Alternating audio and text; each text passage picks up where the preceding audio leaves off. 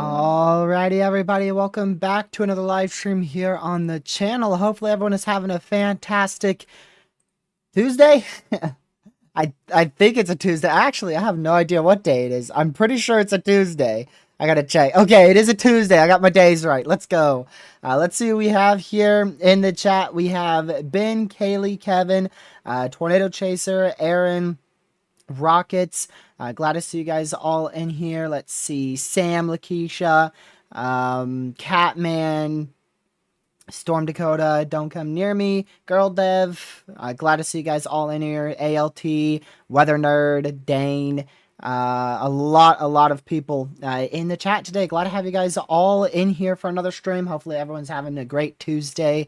And also welcome everyone who is in here who I may have forgotten to welcome, or if you're just tuning in and I may have forgotten to welcome you, or you're not chatting, glad to have you here as well.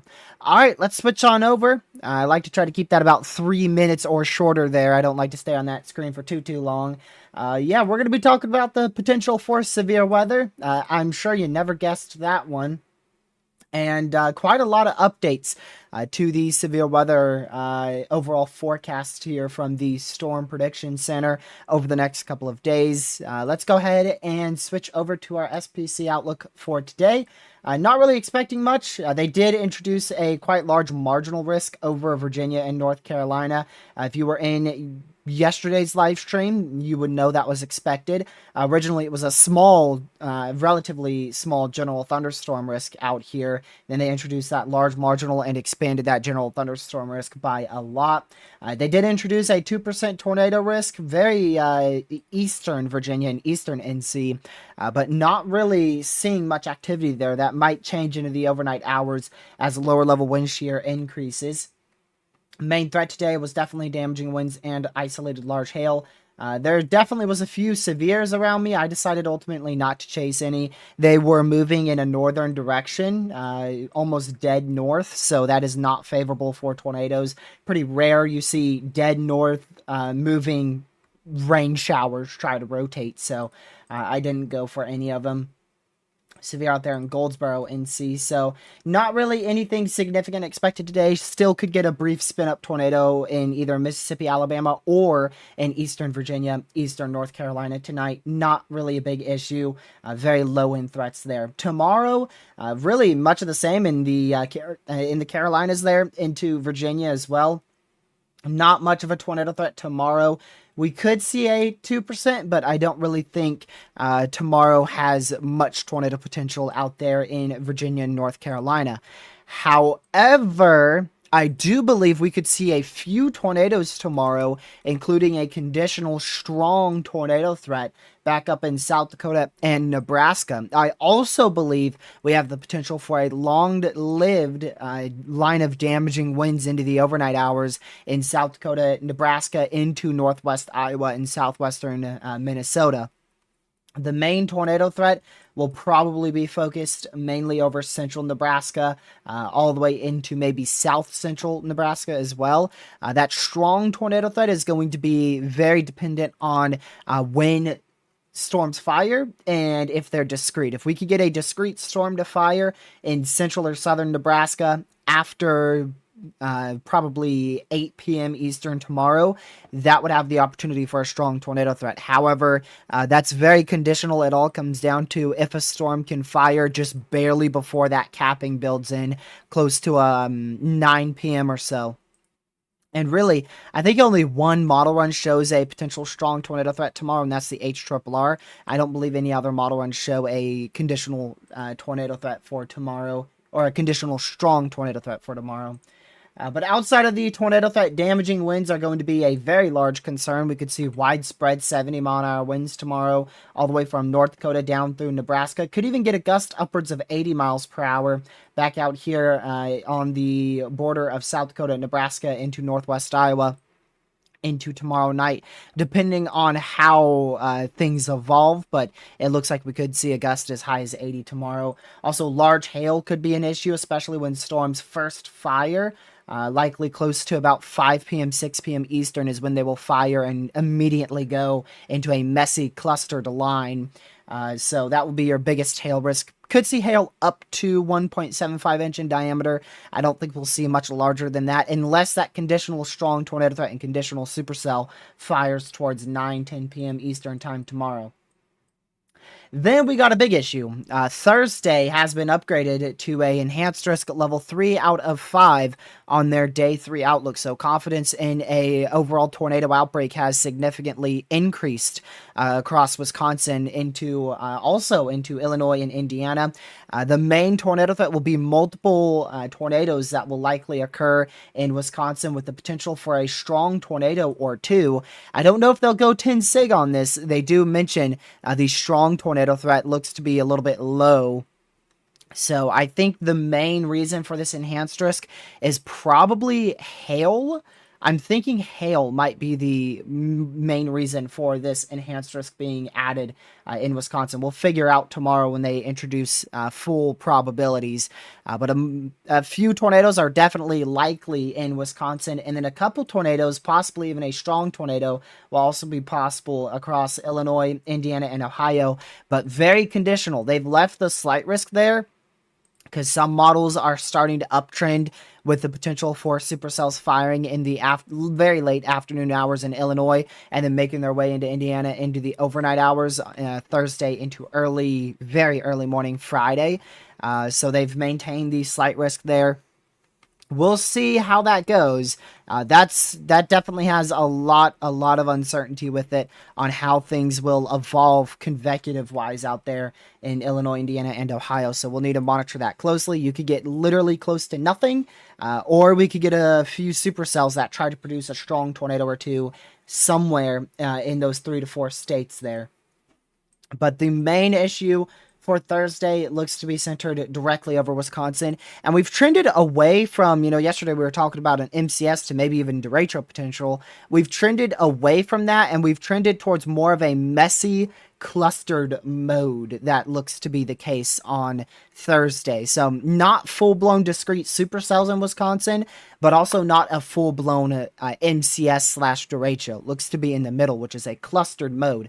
So we could have some storms that are discrete, semi-discrete, and then others may be fully outflow dominant and mainly damaging winds. So all hazards on table there for Wisconsin. We'll need to keep a very close eye on central Wisconsin for the potential of all hazards. And this is your significant outlook, the probability outlook, I should say.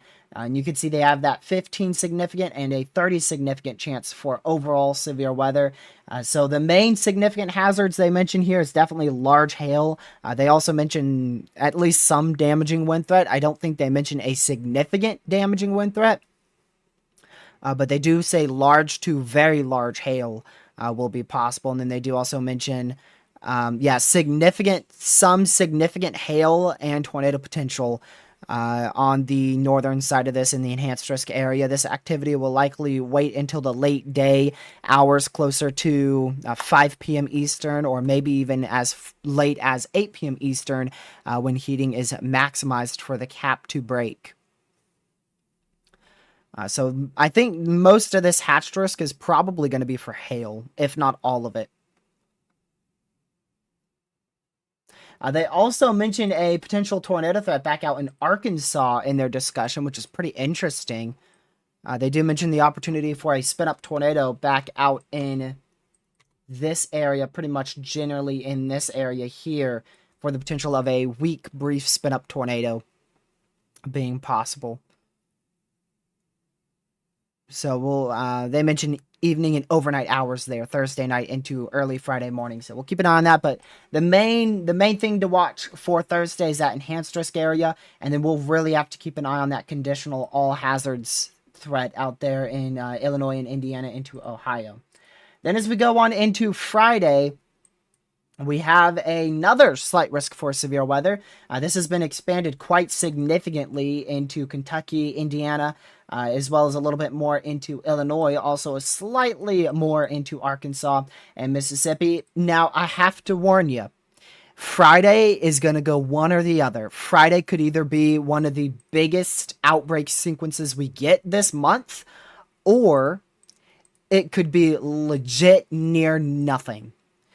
It is completely one or the other. Either the cap breaks and everything goes insane, or the cap holds and literally nothing happens.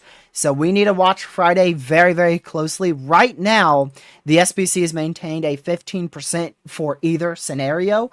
If it looks like the cap's going to hold, they can easily drop it. If it looks like it's going to break, they can easily increase it. So they haven't upgraded it to a 30% because we're still not sure if that cap is going to erode or not. Some models say it's going to erode, like the RRFSA and the NAM3K. Other models have it holding in for the entire day. So we'll need to watch this very, very closely.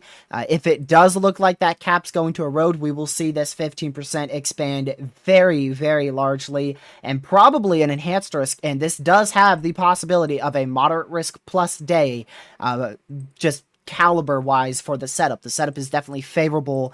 It could be as favorable as a moderate or a higher risk than that for day 4 on Friday. So we'll need to watch that closely. One of the main reasons why it looks like Friday could be quite notable is the way the jet stream should progress. The jet stream is practically going to be like a slingshot on Friday. And again, if we see the cap build in, then we don't have to worry about this. So the NAM here, the NAM has that capping fully eroding, and that's your worst case scenario right there. Uncapped 5,500 instability in Missouri, and you just have a widespread, very potent environment for all significant hazards, including the potential for multiple long-track strong tornadoes in this area. If that cap does erode like the NAM is saying, the NAM is definitely the high-end scenario. Watch the jet stream. I want you to pay attention to the jet stream. This jet stream here and this positively tilted trough, it slingshots it. It slingshots it into the central U.S. So if we go ahead and pull this forward, watch how fast this moves.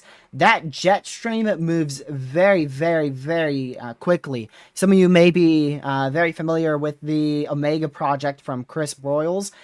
This is going to be something we talk about a lot to see how fast that jet stream moves, to see if it matches the Omega project to where we could see a moderate plus risk day if the cap erodes. So we'll see which way it goes. We'll keep a very close eye on this. I don't know. Yeah, you can see pretty much all the models have probably uptrended on this, I imagine. That's for Thursday. That doesn't go out far enough. So I imagine probably much of these... Okay, see there, that might be...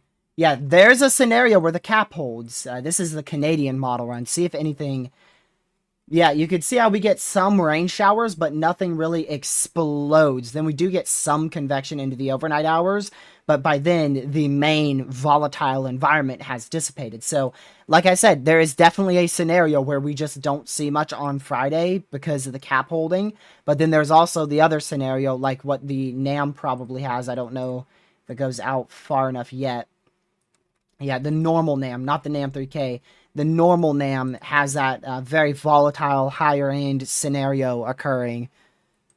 So we'll see. It's definitely going to need some very close watching, that's for sure. For the weather enthusiasts who are familiar with CSU has significantly uptrended. I think CSU had pretty sure it had a slight risk. And now CSU has, I think, a large moderate, if I'm not mistaken, if I can find it. Yeah, CSU has a very large moderate risk for severe weather on day 4 Friday. So it could go either way. It could go either way. Right now, the SPC is in the middle of it. They're taking the safe bet here. They're keeping the 15% just in case the cap does break and things uptrend, but they're also keeping the 15%, just in case the cap doesn't erode and we may end up seeing storms either way. They just might not be as significant. So a lot of questions on Friday's event, but Friday definitely has the more volatile environment and the higher end environment. So we'll keep an eye on that. Friday is going to be probably one of the days you hear about the most over the next few days here. Thursday still looks very significant, but Friday is starting to take it's starting to take a lot more, just attention. It's starting to take a lot more attention, just the uptrends we've been seeing. So we'll keep an eye on that. Then going on into Saturday, they haven't outlined anything. I do think we could see some severe weather on Saturday. I don't think Saturday will be likely nearly as bad as Thursday or Friday, but we could see some severe storms on Saturday. Likely areas for that would be the mid-Atlantic into the Tennessee Valley, back out into the Ozarks, and then eventually into Texas there. So that whole area will be at risk for severe weather on Saturday. I don't see like a significant threat. We might be able to see a low-end tornado threat, but it looks like mainly damaging winds and isolated large hail, especially back out in Texas, will be the biggest issues on Saturday. So we'll keep an eye on Saturday's threat just in case anything does really start uptrending there, but it doesn't look that bad just yet. Hopefully Saturday will be one of the more inactive days.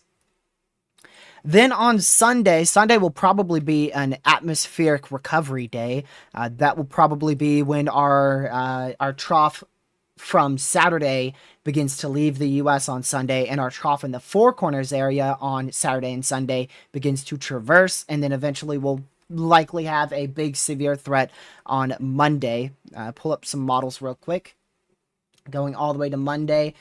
So Sunday probably, hopefully, will be a bit of a break as the atmosphere is going to be recovering, rapid air mass recovery, probably much of the day on Sunday.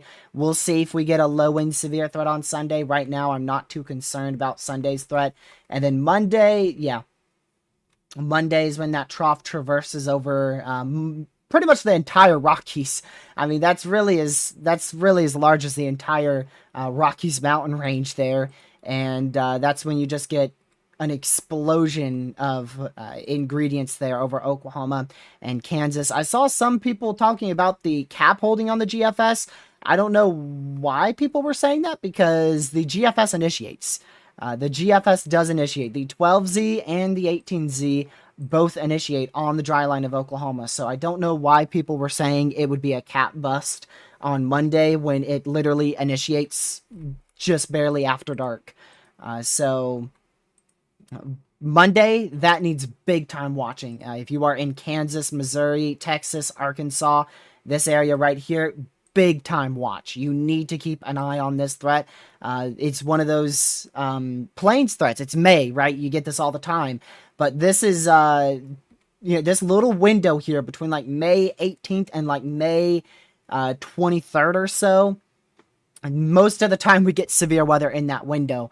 I don't want to say the years, obviously, but that's like, late April and late May. Those are like two portions of the year that are almost guaranteed to have severe weather in the U.S. So, I would be watching if you are in central Oklahoma, eastern Oklahoma, northern Texas, probably north of the DFW, all the way back out into Little Rock, Arkansas, all the way up north into like Kansas City, Missouri, Springfield, Missouri, and then back out to the west towards like, is it Wichita? I think it's just Wichita, Texas, not Texas, Kansas. Yeah, I get these confused. I get Wichita Falls, Texas, and Wichita, Kansas confused. So yeah, that area, like this general region right in here is where I am watching for the potential of severe weather on Monday, next Monday. So not yesterday, a week from yesterday. I wonder if the SPC mentioned anything about highlighting a risk.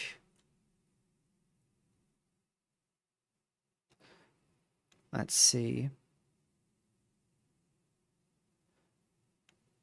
Sunday through Tuesday. A deepening upper level trough over the western United States will promote several days of troughing and cyclogenesis across the southern and central high plains.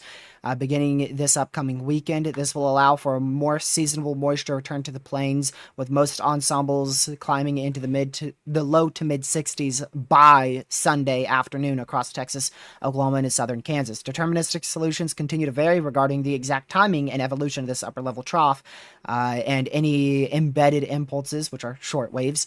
But the general synopsis is severe storms will be possible on, or rather, as the upper level disturbance overspreads the southern plains and promoting an eastward mixing of a dry line, increasing buoyant warm sector. Confidence in any particular day remains too limited to introduce probabilities, but overall synoptic regime and convecutive initiation signals and ensemble guidance suggest the potential for multiple rounds of severe thunderstorms on Sunday, Monday, as well as through Tuesday. Jeez. Sunday, Monday, Tuesday. That's 3 whole days. So all 3 days in the plains? Let's see this. It'd be pretty close to the plains on all 3 days. They say Sunday, Monday, and Tuesday. So if you didn't, really comprehend what they are saying there, basically they're saying severe weather is likely to happen on at least one of those days, but which day is too uncertain to highlight probabilities, which I'm going to go out on a limb here, and I'm going to say that things have probably uptrended today, and so we are likely going to end up seeing them highlight a risk for severe weather on Monday. The heck is the euro doing? Look at the euro. What a difference. So there's a Canadian in the GFS, at least a little similar, and then you just have the euro. The euro's on its own mindset there. What would even happen with that? I can't even make out what's going to happen with that.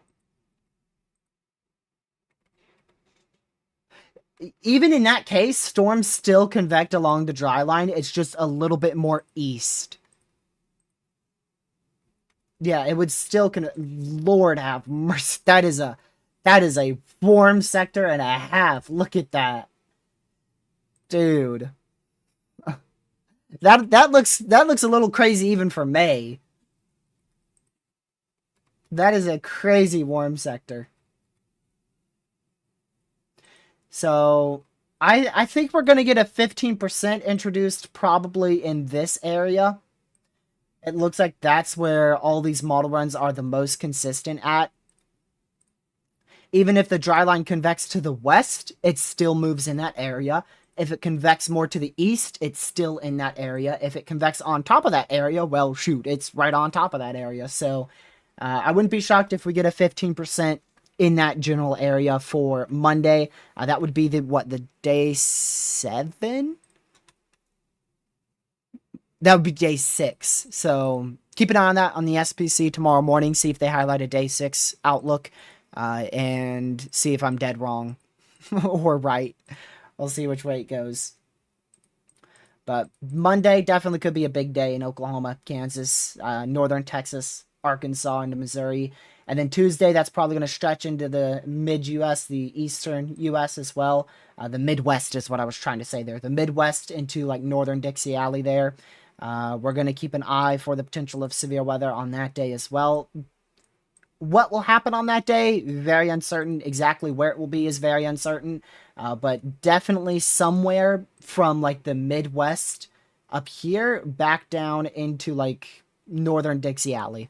Somewhere right around there for Tuesday, May 20th. Very familiar date right there. That will probably be the risk for severe weather somewhere in that area. Going into Wednesday, yeah, that's when uncertainty is going to be very high. You could see complete different solutions there. The Euro, the GFS, and the Canadian similar to the GFS, but quite different scenarios between the Euro, the GFS, and the Euro and the Canadian. So we'll see. We'll see. Just looking at the overall pattern there. Yeah, even the Euro starts that threat a little bit more to the west than the GFS, but definitely severe weather. It looks very much likely on Monday, Tuesday. I don't know about Sunday. Sunday is when that trough is first barely traversing the four corners, so I don't know about that, but our pretty much guaranteed severe weather days is tomorrow out there in Nebraska, South Dakota, and then Thursday definitely in Wisconsin, possibly also in Indiana and Illinois, depending on if supercells fire there. We'll need to watch that. Friday, it all comes down to the cap. It all comes down to the cap. If the cap erodes, we're in trouble. If the cap holds, then there may not be much more than some isolated severe storms. Nothing too crazy on Friday. We'll see which way things trend. The biggest thing we're going to watch is the capping and how the trough progresses. Those two big things. Saturday, probably going to see severe weather somewhere from Texas all the way into the Carolinas and Southern Virginia. Sunday, don't know. I think it's going to end up being a recovery day where the atmosphere tries to recover. Whether or not the jet stream overlaps with that recovery, we'll see. If it does, then we may have the chance for at least some severe weather in the western plains, probably pretty far west, like out here on Sunday. Monday, like I said, that's going to probably be a big issue for Oklahoma, Kansas, Arkansas, Texas, Missouri, generally in that area on Monday. Again, that's going to shift. That could shift more west or more east, depending on where the dry line sets up. We'll figure that out as we get closer, but definitely whatever scenario happens, it looks like central eastern Oklahoma should be under the gun there, especially eastern Oklahoma on all of our model runs. Tuesday, that severe weather should continue to push east somewhere from Oklahoma, Texas, back out into Kentucky, Tennessee, maybe as far southeast as northern Alabama. Wednesday, that's where our model uncertainty goes very significantly, and a lot of question marks there on Wednesday. That's what, like a week, like 8 days out or so. I might go to Western Kentucky, TRG. Keep an eye on Tuesday. That's for sure. This Friday and Tuesday. You got two threats. Definitely keep an eye on Friday and then a week from today.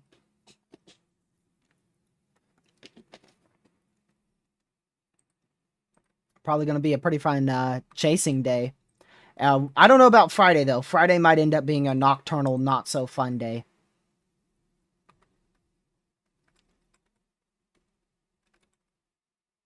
Like I said, Friday, it's going to come down to big time the capping. And the capping is also going to depend on the trough, too. How the trough progresses, how fast the trough is, exactly where the trough's located. Big thing there is how fast it is.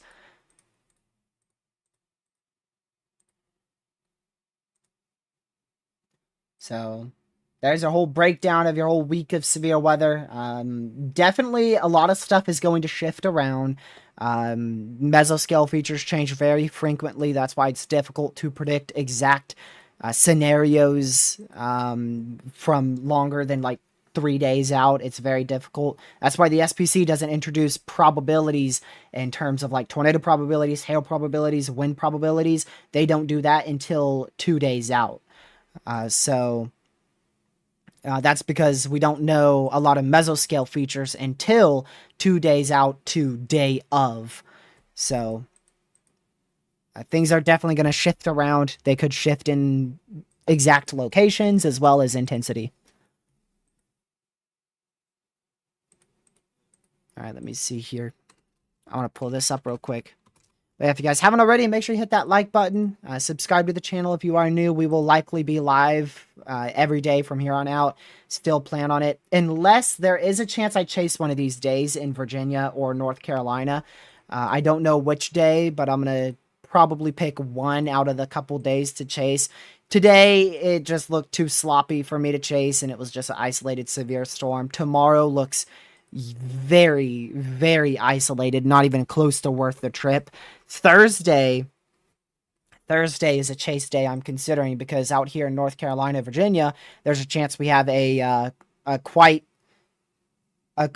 how do I put this? An unseasonably favorable environment. Where we could actually get a few tornadoes in Virginia and North Carolina on Thursday. But it depends on if storms fire. So I don't know about chasing Thursday because I would rather be here covering for you guys out there in Wisconsin and Illinois for that severe risk. Friday, I have no idea. And then Saturday, I have no idea. But probably one of those days we'll end up chasing.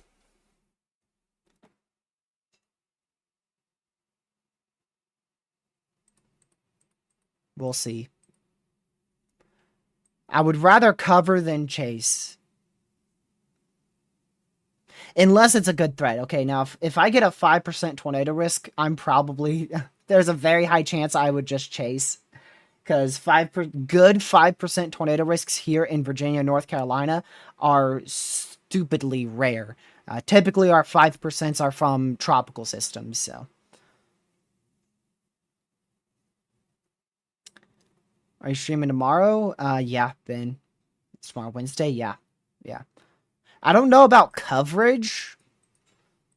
I'm a little unsure about a coverage stream, but I will definitely be live tomorrow. For sure. I don't see a reason why I wouldn't be. We may do a coverage stream. We'll see how things evolve. There's definitely a chance we're here for a couple hours tomorrow.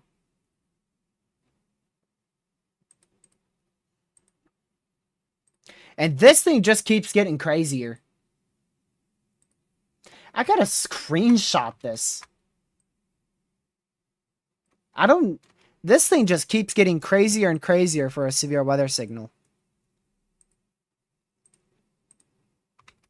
I'm gonna send that to Lucky. That way we always have that. Because, I mean, this is wild. This is wild. Basically, every day is above the average for May. So this is your daily sum of supercell composite for this time frame. And you can see almost every day from the 15th and on, above average, above average, above average, above average, above average. And then we do divot below average.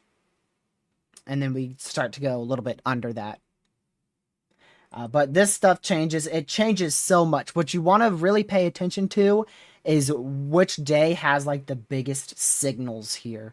So where all of these lines are the highest. For instance, like these few days right here. These few days right here. I want to specifically check the... Let's see. Yeah, the 16th into the 17th is one of the biggest signals there that we have. And then the second one is absolutely huge there on the 19th into the 20th. So that's Friday, and that is Monday, if I'm not mistaken. That is Friday into Saturday, this upcoming Friday into Saturday, and then this upcoming Monday into a week from today.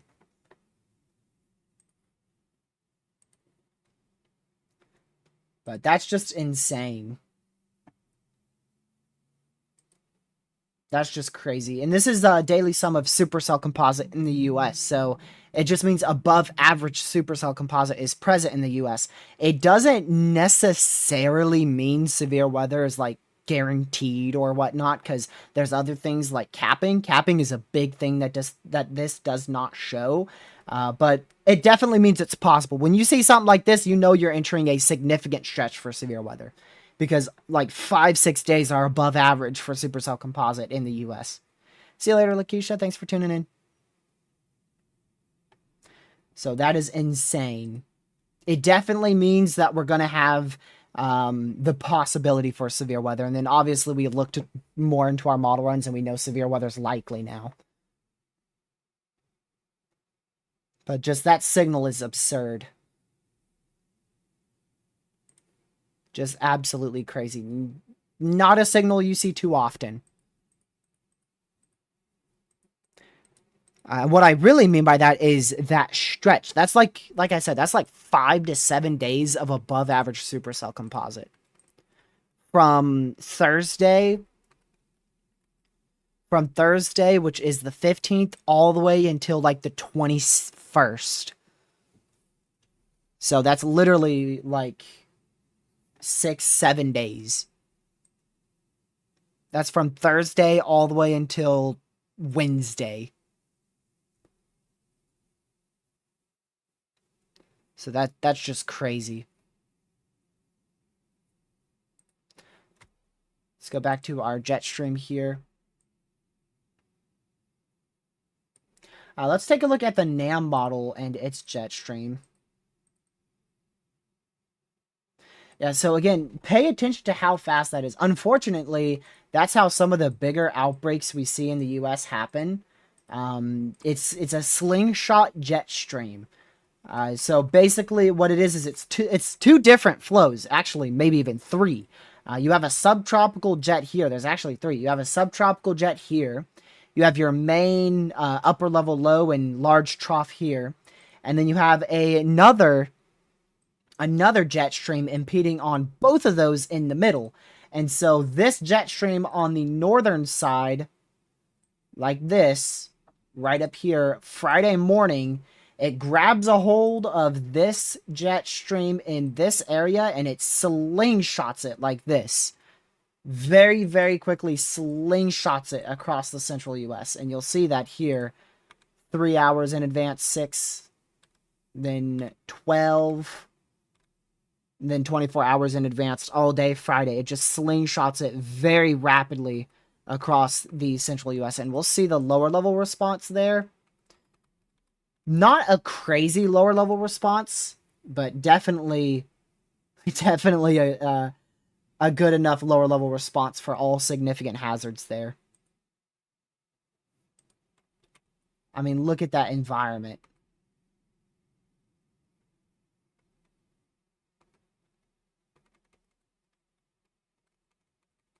Jeez.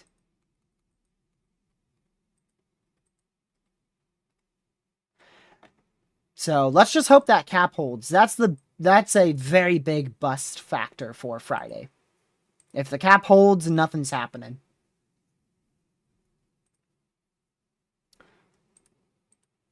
Be aware this is probably going to be a stupidly absurd sounding. I will be shocked if this is not a crazy sounding. Oh yeah, that's about what I expected. Jeez.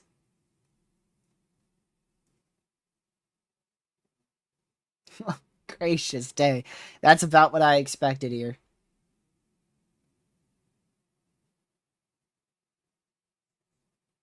I'm doing analysis on it, just looking at it. I think almost everything here is perfect. The only slight issue I have is the lower level lapse rates being 6.4, but that is good. Why is that good? Because that means you don't have a ridiculous amount of temperature change in the lower levels. If you have too much of a lower level temperature change, that can create elevated thunderstorms, and thus you end up with big time hailers and a less tornado threat. So the perfect lapse rates is like 6.5 to like 7.5. After 7.5, you get so much temperature change to the point where there's a good chance storms are very elevated. For instance, here in North Carolina, we had like 8.5 today in Southeast NC and Eastern South Carolina. And the dew points were really good. Your dew points were at like 65. That's really good. But your temperatures, because you had so much change in the lower levels, your temperatures at the surface were like 80 to 85. And thus you still had a good 10 to 15 temperature degree dew point spread. So storms were not tornadic. You also didn't have much wind shear today. For the temperature the temperature and dew point spread there, I look for 5 to like 12 or so. 5 to 12. Or even less than that. Really, to be honest with you, anything from like 1 to, or 0, I guess it could be 0. Anything from like 0 to like 12 is perfect. Once you get to like 9, 10, that is considered like the best for surface-based storms. And then once you get above 15, that's when storms are very elevated. So the main thing is just as long as your dew point temperature spread isn't above 15, you're going to have surface-based storms. As long as they're not over 15. And like the perfect that I look for in thunderstorms or just an overall environment is say like 65 and 75, right? That's like perfect in my opinion. 65 dew point, 75 temps. Which those temperatures, dew points, they are very close. I'd say that's probably like 73 dew points, maybe 75 temps if we go back here. I think I got that like right in this area. Yeah, that was probably like 74, 75 temperatures there. So just a very volatile environment there. And that's why I was saying if that cap erodes, which you'll notice that is not enough cap to hold a thunderstorm. Negative 13 sin is like nothing. That is literally like nothing. In order for a storm to be fully capped off, it's going to have like negative 80 or negative 70 plus. We see thunderstorms all the time fire in a negative 10 or negative 20 capping. That's like nothing at all. You can barely see the cap. This little portion right here, that's your cap. That tiny little area that I just drew in blue, it's called a warm nose, and that's where your capping is. So that is not enough to stop thunderstorm development, especially not with the 4,000 instability you have there.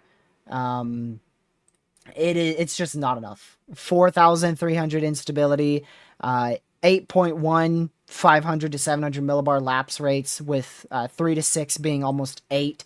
336 surface to 1 kilometer wind shear. Let's see. See what else we got on here.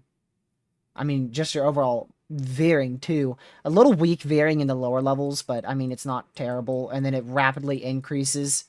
It's a tiny bit weak towards the surface, but that's quite typical.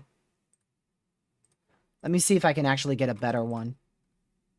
Say if I take one here, does that veering improve? I'm just doing this for my purpose. I want to see if the veering changes with height here. Come on. Yeah, see, that's typically going to be pretty weak. Green, yellow, and then red. The main thing is that it's veering. That's the big thing. The winds are present and it's veering. So it's changing with height. You have winds like this. And it's changing with height. Phone call. Goodbye. Random spam call. And that photograph is very evident of that as well. Very, very evident of all that changing with height.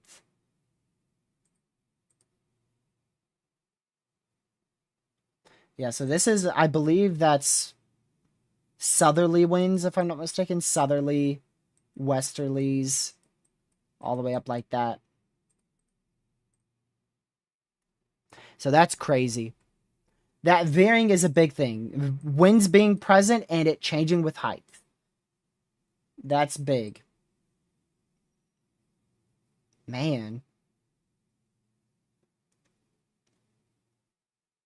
Yeah, the only slight issue I see here, it's not really, it's just being a little nitpicky. It's not really an issue, is the tiny warm nose here and a little sharp dry slot.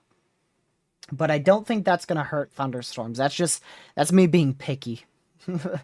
Really, that's especially this drier air aloft, how it changes that quickly. That's really good for thunderstorm development, especially with it being dry up here too. So really just a great sounding there. That's for Friday in East Southeast Missouri. All right, let's get one on the GFS for Monday, since that's another potentially volatile environment. Let's get that here. So this is when the cap begins to build in, but it is when storms have already fired. And you can see storms fire literally on this frame. They are, by the next frame, they're full-blown supercells. So let's get one like right there. So that's like, what? That's like almost in Norman or so, around Norman, Oklahoma. Yeah, you can see we have a convective contamination right there. When you see these reds going into the skew that far, it means that it is convection contaminated. A much better capping in place, a lot stronger capping. You can see a quite notable change there with your warm nose. Pretty good warm nose there at the 8. That's like 900 millibar level. But the fact that storms are already ongoing at that point, so we can really just kind of almost ignore that. It's not going to hold storms back considering they're already ongoing there. So again, varying is what you look for there. Plenty of varying. And for stronger setups, I like to see the wind barbs turning red at like 700 to indicate very strong winds aloft. So that's almost perfect. I mean, that's really good. Especially with it being yellow towards the surface and lower level, that's really good. That means you have a good lower level jet. Let's see. Yes, exactly. 50, what, like 35 to 50 knot lower level jet? We'll average it to like 45. Because some spots it's like 58, other spots it's like 32. Yeah, there you go. So you could average that to like 44, 45 or so. So you have a really good lower level jet. That's very easy to spot from that 850 millibar wind speeds with a yellow wind barb there.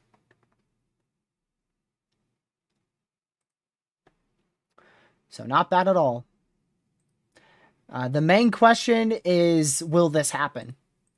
There's a lot of different scenarios. If this did happen on Monday, we would definitely see quite a decent risk for strong tornadoes. But things trend very differently. You can see the difference between 12Z and 18Z. So I think they will still highlight a day 6 outlook probably somewhere in this area where confidence is the highest for Monday.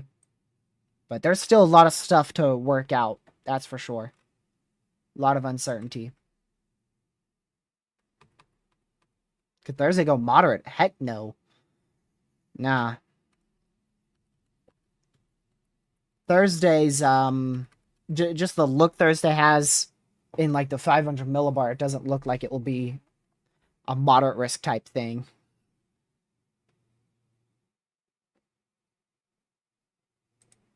The biggest issue with it is it's displaced. There's not a lot of lower level wind shear. It's displaced. Your main risk is like up here. And then you can see 21Z. I mean, it's very displaced. So definitely not. If it goes moderate for anything, yeah, I can't even tell you what hazard it would be because I have no idea. It doesn't look that good for like moderate risk wise. Because you could see there's an issue in every portion of this line here. So for like Wisconsin, for instance, it's the instability running out very, very, very quickly. For like the Chicago area, it's the lack of good lower level wind shear. For like Indiana, for Indiana, it's the fact that the trough is just too slow. So by the time storms get to Indiana, the NAM 3K has it dying out. So that's pretty good damaging winds though there in Michigan and northern Indiana on the NAM 3K. So we'll see, but I highly doubt. Thursday doesn't look moderate risk caliber to me,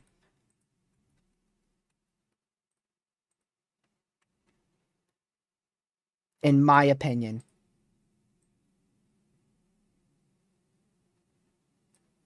But you never know.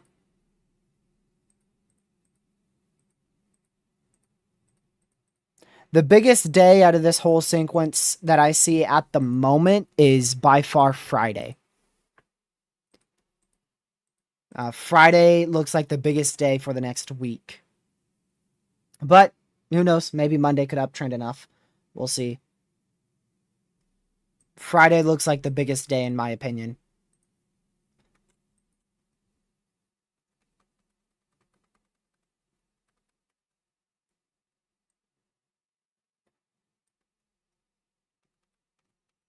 Hmm. A lot of stuff will have to change for Thursday to end up being a risk higher than enhanced, in my opinion.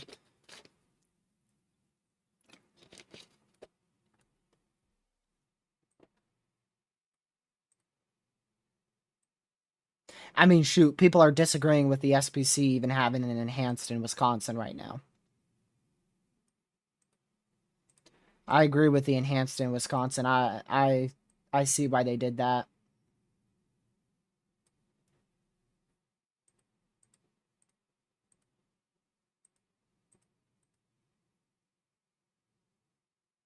Okay. I gotta go check something real quick. Give me a second. I thought the HRRR was broken on this site for a second. Never mind, it's not.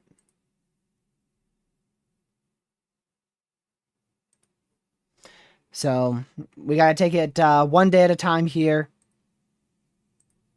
See exactly what trends happen over the next few days here for each severe threat. First, we got to start with tomorrow, though. Tomorrow's already a slight risk for severe weather. Like I said, the biggest area at risk is going to be in like south central South Dakota into a good chunk of Nebraska. Maybe even more than that. I don't think I drew that large enough. Like this whole area in here. Generally, that whole area.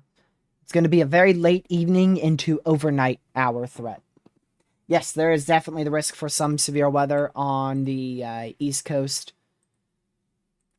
I don't know how notable it will be, but we definitely have the chance for a spin up tornado at some point on the East Coast here.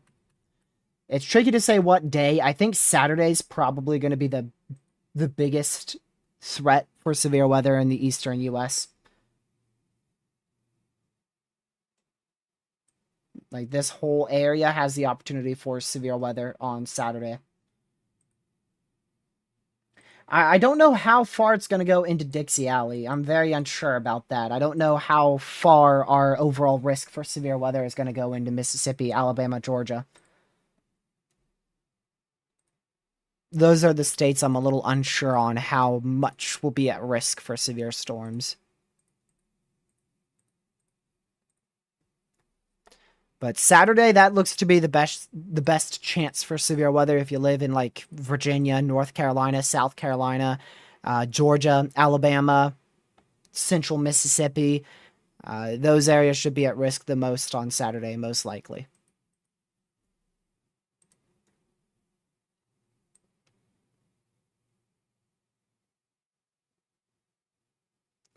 I mean, Ben, there's always time for uptrends. You know that for sure.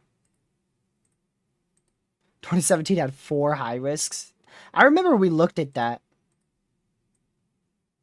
We looked at that earlier. I think we looked at that on April 2nd when we had that high risk. I think we looked at which year had the most high risks because we were talking about, what if there is another high risk towards May? Then that would make 3 in 2025. So far, no high risk. Haven't had a high risk in over a month, so that's good. You typically only get about one high risk every year, sometimes not even that. So the fact we've already had 2 is kind of mind blowing. I mean, if you think about it, 2024, we only had one high risk, and that high risk underperformed, very notably underperformed, other than the Barnsdale tornado.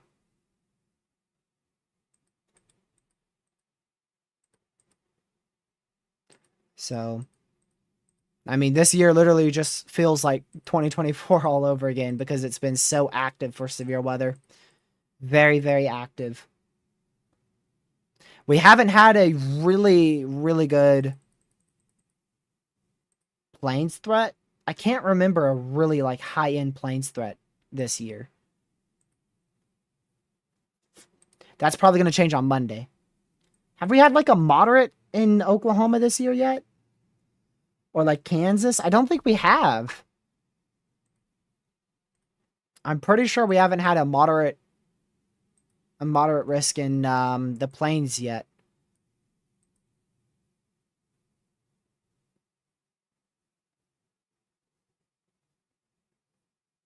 Nope, nope, nope.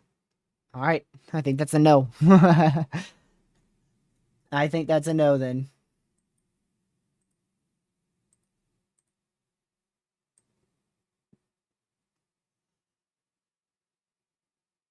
Is this what you're talking about, Bread? Gracious.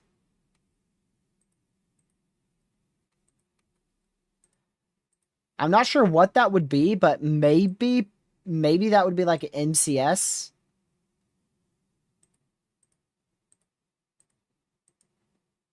Man, skip the EHI. Like all the ingredients are pretty high over here. Let's see. Yep, definitely convective contaminated again, but gracious day. Man, look at that. You have orange wind barbs all the way down to like the 900 millibar. Dude, you must have a kickin' lower level jet. Yep, you sure do. 60 knot lower level jet. Jeez.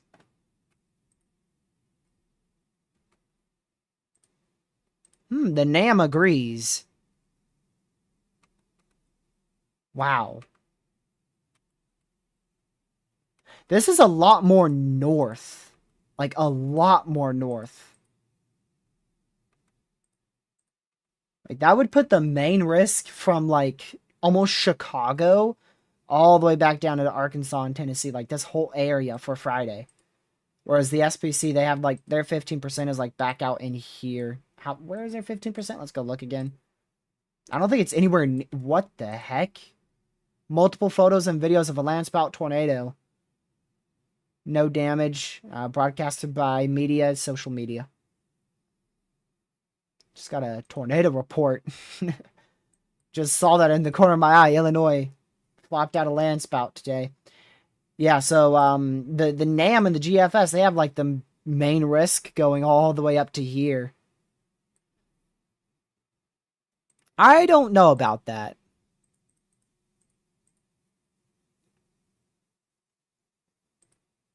I don't know about that. Well, we'll need to keep a very close eye on Friday. I really think Friday's going to end up being the biggest day for severe weather out of all these days. Thursday, just the lack of lower level wind shear. That's what makes me think Thursday's not going to be, um, like a high end strong tornado threat. The lack of lower level wind shear.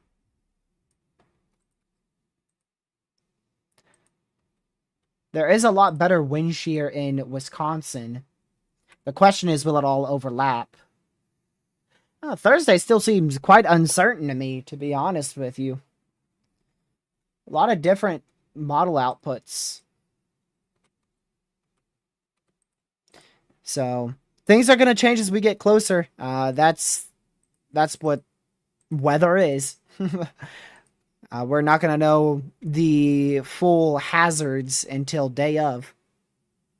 We will know a lot more tomorrow, though. We get the HRRR tonight. That's a big one. We get the HRRR begins rendering here in, I think, just barely under 2 hours. 7, 8, 9. Okay, 3 hours. I forgot. Does it start at 8:50? I think it starts, if I'm not mistaken, I think it starts like around 9:50 Eastern. That time change has still screwed me up. It's either 8:50 or 9:50 it starts rendering. Time change has really screwed me up, man.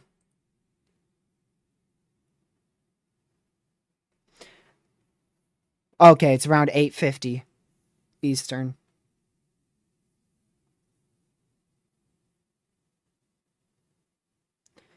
The one I pulled was definitely worse on Friday.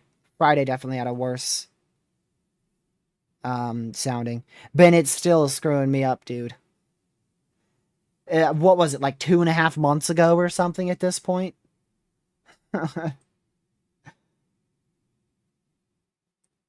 By the time I'm used to the time change, it changes again. That's how it goes. It takes me probably about 4 months to get fully used to it. And then by then, there's only like a couple, like 2 months left before we change the time again.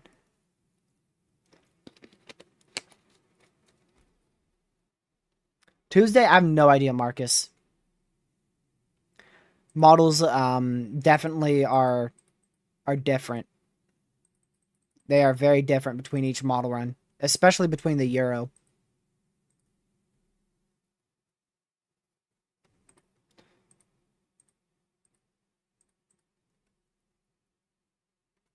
But man, buckle up. Tomorrow is the start of our probably 7-day outbreak sequence across the US. It all starts tomorrow.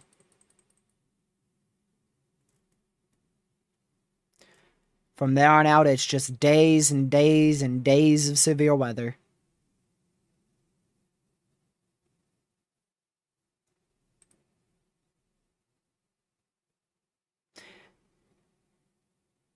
Let's see here.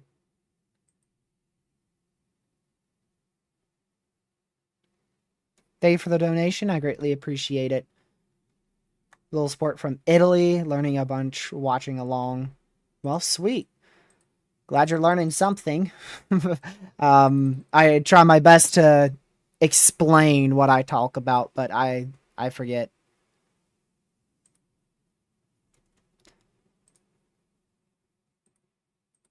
I forget very frequently to explain because sometimes you can't understand all the weather terms out there.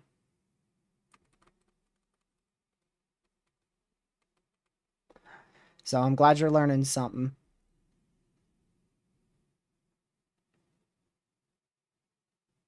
Where should I go if I get a strong tornado threat? Depends on where, like, what house you live in. A lot of the times, though, Girl Dev, there's a very high chance that if you are in, like, a strong tornado threat, there's a very high chance you don't get a strong tornado, right? Even on higher end risk days, like high risks or moderate risks for tornadoes, there's still a much better chance for you not to get a strong tornado than there is for you to get one. But it depends on exactly where you live. Like if you live in like a mobile home, you definitely want to try to find like a tornado shelter or a friend's house or family member's house that's more sturdy. The worst place you can be during a like tornado outbreak or any severe weather event, it's cars and mobile homes. Mobile homes are a horrible place to be because they can literally be completely destroyed by just simply severe storms. It doesn't take like a tornado to severely damage them. It could literally be a gust of 60 to 70-mile-an-hour winds. Mobile homes are the things that you want to try to get out of if you're under the gun for severe weather. So if you are in a mobile home, make sure you know where like your local tornado shelter is, or just a friend or a family or a neighbor that you can go to seek shelter during a warning. And that's another reason why it's very important to have a weather radio. Because when a warning is first issued, a tornado is imminent or possibly even on the ground. If it is a tornado warning, you only have a couple of minutes, maxed a couple of minutes, before that storm hits you. So you need to know right when that warning gets issued so that way you can go to your safe spot.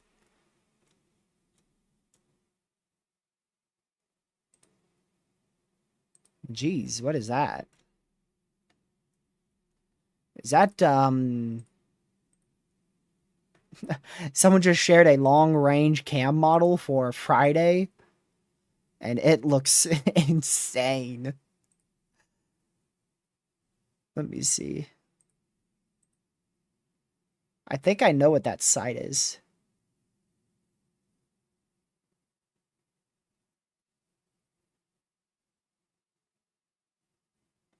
It has like a line of very significant damaging winds going through Illinois, Indiana, and then discrete supercells from like Arkansas to southern Indiana.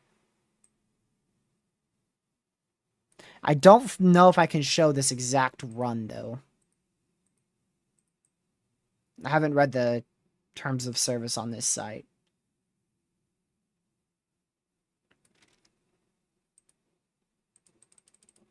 Jeez.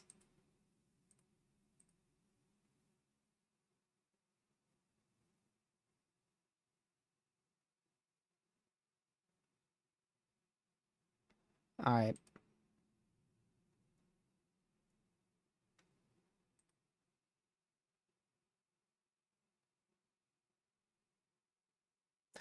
Yeah, there's also the RRFSA model run. I don't think I can show that one either. But that's on like Pivotal Weather. You can go view that yourself for free. It's just for commercial use. I can't show it without paying like 200 a year, which eventually I'm sure that's going to be worth it. Eventually I am going to get Pivotal because it's going to be worth it eventually.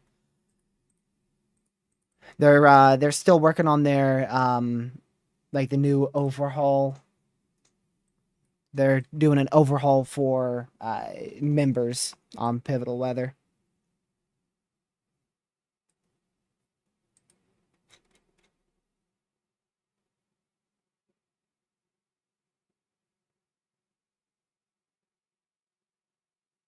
Thank you, Girl Dev, for the $5 donation. Greatly appreciated.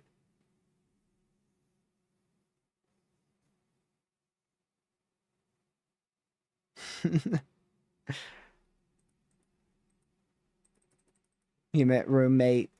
Oh, there's that land spout. Someone got it on Facebook. Dude, that's a nice land spout in an open field too. What a catch! Imagine that. You're just driving along a highway, and you look to your right, you see a very photogenic land spout in the middle of a field. Like, dude, that's what chasers try their best to get to. They try their best to get a tornado in an open field.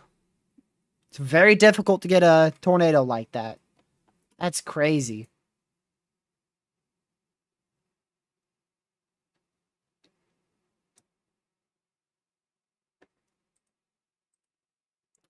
Let me just show you where that was, just in case you missed it, like Ben did. So that was in western Illinois, out of a tiny little rain shower. Literally nothing more than a rain shower. Barely west of Wyoming in west central Illinois.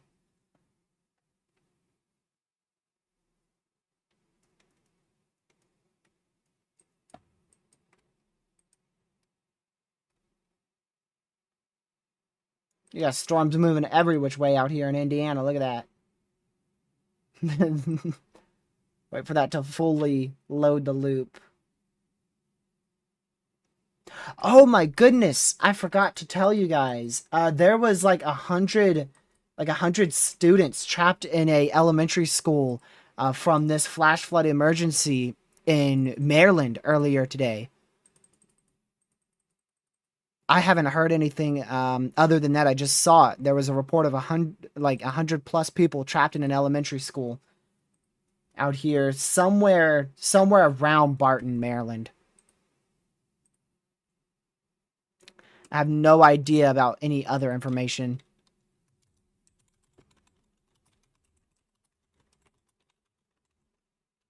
Let's see.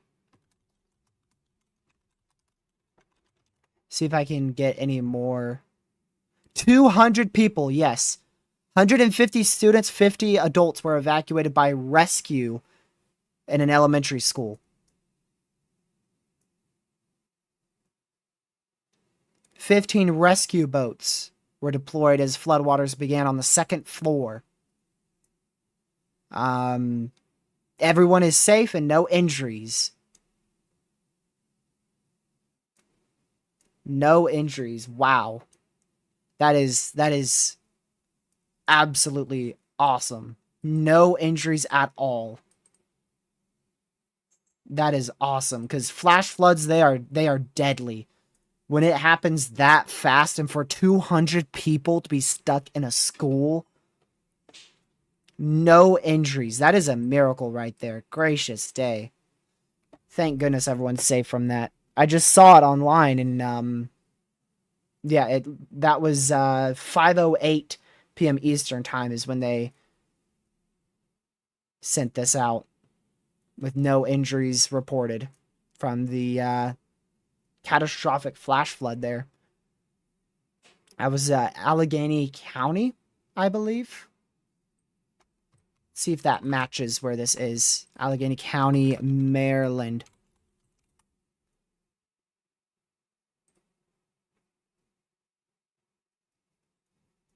Yep, that matches it. This is the southwest side of Allegheny County in Maryland.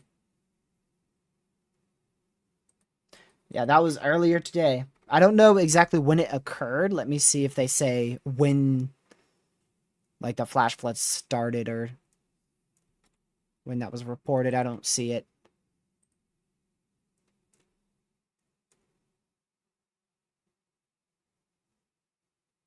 Yeah, the flood was reported at 12.12 feet at 5 p.m. Eastern. A near record. A near record. Jeez.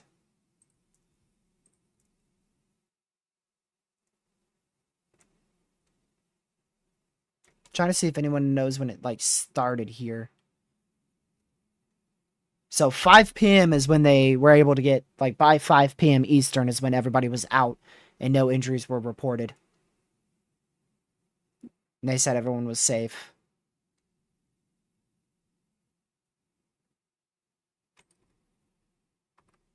Man, you can see all the flood reports all around here, too.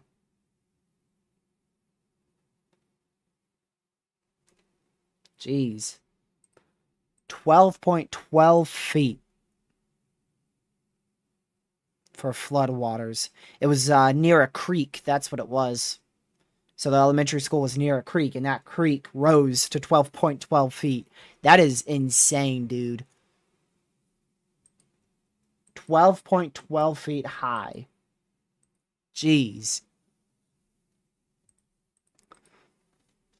I mean, that's exactly how, and that's exactly how we get fatalities from flooding, just like that. A miracle that no one was even injured out of that. I only saw one tweet about that, and it hasn't really spread much through the weather community.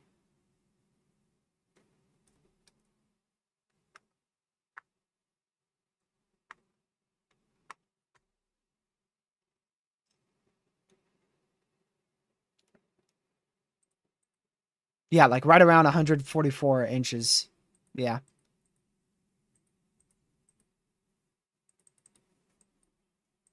I mean, just imagine that. Just imagine that. 12 feet high.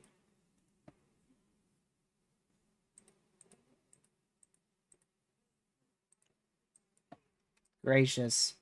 And that's that's how floodwaters just they come out of nowhere. Absolutely out of nowhere. That's why it's called flash floods. And also, that is why they're the most dangerous in the U.S. too. If floodwaters come out of nowhere, then you have cars that try to drive through those floodwaters, and it ends up being significantly deeper than they think. That's why we say turn around, don't drown, because you're most people are not going to be able to judge how deep water is. If not, pretty much everybody is not going to be able to judge how deep a floodwater is. And then the floods are so fast, no one has time to evacuate. So you get stuck in buildings, and then people get trapped in there.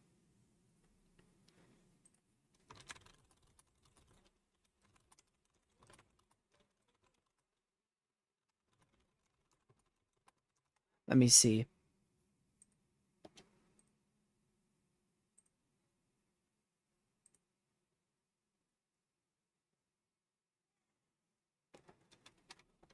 All right, so here's a chart. This is from the National Weather Service.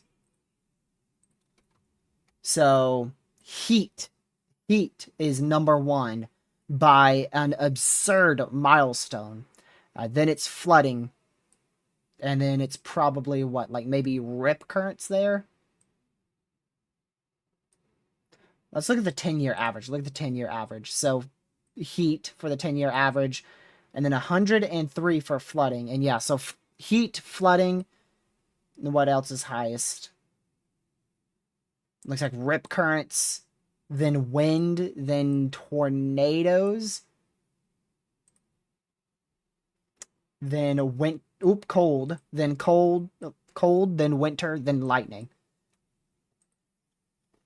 So tornadoes on average, in the 10-year average, it is 48 fatalities in a 10-year average. And heat is 222, with flooding being 103. But look at that. This is the red is from 2023. So in 2023, 555 people died from heat.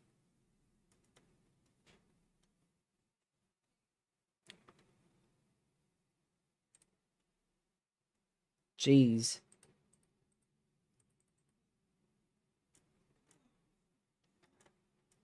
Pretty sure we had like one of the craziest heat waves in 2023, right? We had that Omega block in was it early May? Oh man, I forgot. It was either May or March.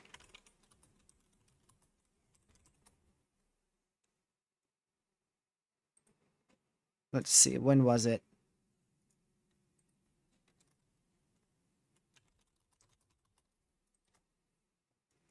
May, early May. Early May and in early September. So you had two of them.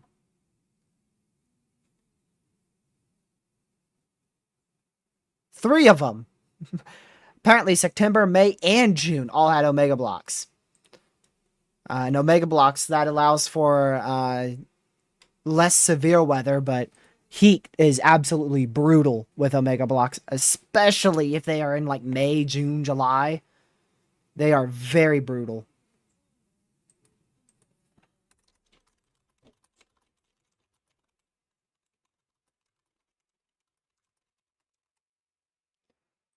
Let's see.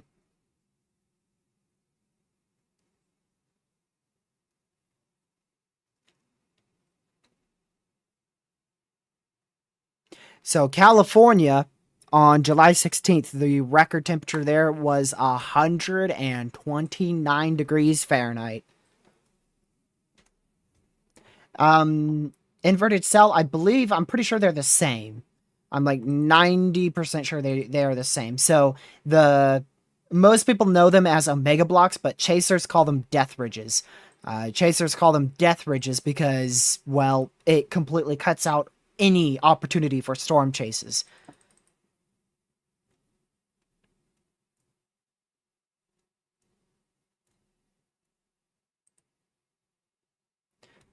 129 degrees Fahrenheit. That was the record in 2023. I don't know if I said the year. 2023, 129 degrees Fahrenheit. That was in California. Apparently, it was only 1 degree lower than the world record. I don't know what world record that was for, though. Probably maybe the state record. It says world record, but I doubt that. Because if we go to what was the hottest temperature ever recorded, 134. 134. See, that's not one.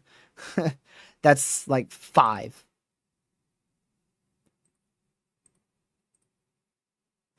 So it was 5 degrees shy of the hottest temperature ever recorded.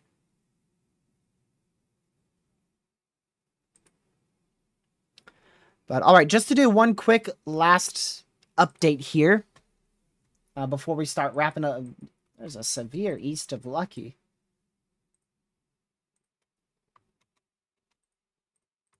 That's where your low-wind tornado threat may come into play tonight out of those severe storms. Yep, pretty sure it was 1913. I believe you're right. No, because Ben, there was a supercell just off to his west. He was supposed to, I told him, I said, Lucky, you probably want to start heading west like around 3, right? So he was going to get up at 3. He didn't get up until like 4:30. So he literally slept in and then missed the supercell. All right, I want to go over the GFS real quick. Thank you for the raid, Sam. Let me go over to this one. Okay, I guess that's the right one. I think I'm just a little too zoomed in. Yeah, there you go. All right, so just to do a little into the stream update, just in case you missed the earlier one where we went really in depth. We went in depth for like a full 50 minutes and we went off topic for the last 30 minutes here. I'll hop right back on topic. So for tomorrow, we're going to see the opportunity for a couple severe storms in this general area of the U.S. So from central North Dakota down through all the way far south as southern Nebraska into west central Iowa. Main threat, damaging winds up to 70 miles per hour, 1.75 inch hail, and as well as the potential for a spin-up tornado or two. And the main tornado threat, they will probably end up going 5% tomorrow, I imagine. It looks like things have uptrended, so we may see a 5% tornado risk somewhere in here where we will have the chance for a couple tornadoes. There is the conditional threat for a strong tornado tomorrow night in southern Nebraska if a storm can fire. If a storm fires in southern Nebraska after 8 p.m. Eastern, there's a chance it could produce a strong tornado tomorrow night. So we'll keep an eye on that to see if there's any signs of that actually happening. Thursday, this trough will move off to the east. We'll have the opportunity for widespread severe weather from Wisconsin all the way back down into Arkansas and then all the way back up into Ohio and Michigan. The main area of severe weather will be focused over central Wisconsin for the potential of 70 mile an hour winds, 2-inch hail, as well as a few tornadoes. A few tornadoes are likely on Thursday. There is a conditional threat for a strong tornado in southern Wisconsin into in Illinois, Indiana, and Michigan. But there's a lot of uncertainty on if storms get going there Thursday evening. So we're still really, really uncertain and unsure about the strong tornado threat on Thursday. But if storms get going, there's going to be a chance for a strong tornado on Thursday evening, Thursday night out there in Illinois and Indiana. Going on into Friday, that threat should increase. If the cap does break, the threat will increase drastically Friday evening and Friday night across Indiana, back into Illinois, Missouri, Arkansas, maybe even as far south as Texas and Louisiana, and then all the way back up into Ohio. The main threat will be 60 to 70 mile an hour winds, as well as 2-inch hail, and the potential for multiple tornadoes does exist. We'll see which way things trend. If the capping holds, we won't see as significant severe weather.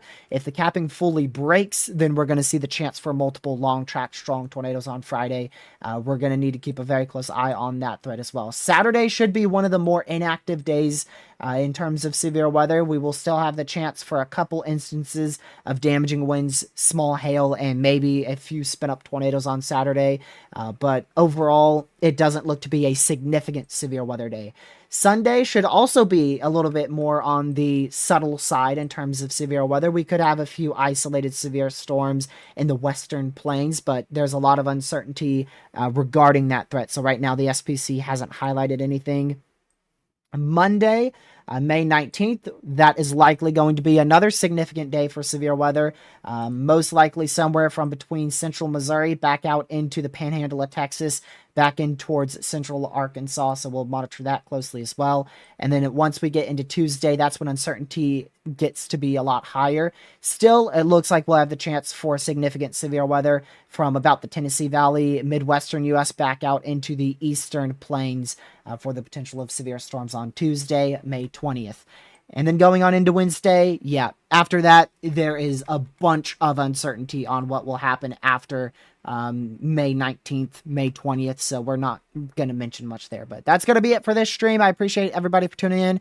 I did a little bit longer of a briefing today just so we can get through all the information that we received today. We'll be live again tomorrow, possibly for severe weather coverage. We'll see. I'll likely still go live at 6 p.m. Eastern time tomorrow. That may change slightly, but I'm aiming for around that time. If you haven't already, make sure you hit that like button. Make sure you share the channel with your family, friends, social media. And subscribe with the notification bell set to all so you know when I go live tomorrow, because we will be live at some point for tomorrow's severe weather threat. So, hopefully I will see you guys in tomorrow's live stream. Northwest Arkansas next week. Keep an eye on Monday and Tuesday. Could get some severe storms. Closer we get, the more details we will have. So I appreciate all you guys for tuning in once again. Hope you guys have a fantastic rest of your Tuesday night, and I'll catch you guys in tomorrow, likely around 6 p.m. Eastern time. It may shift by a few hours depending on when storms fire or if we do cover those potential severe storms tomorrow. Thank you much for my chat. Thank you everybody for being here, and I'll see you guys in tomorrow's live stream. Have a great rest of your Tuesday night. Goodbye.